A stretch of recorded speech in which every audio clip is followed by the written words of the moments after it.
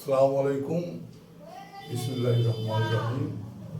আমি গুলবাহার স্যার আবার তোমাদের সামনে আজকে বাচ্চাদের জন্য দু একটি আমি ছড়া বলবো, তোমরা খুব ভালো করে শুনবে, ঠিক আছে?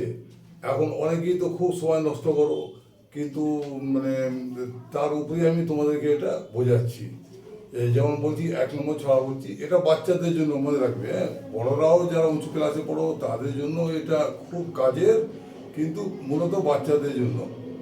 আর যারা স্টুডেন্ট তাদের জন্যই এই ছড়াগুলো খুব কাজের।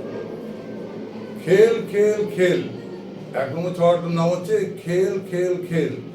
খেল খেল খেল, খেলার সময় খেল, পড়ার সময় খেলা করলে পরীক্ষাতে ফেল।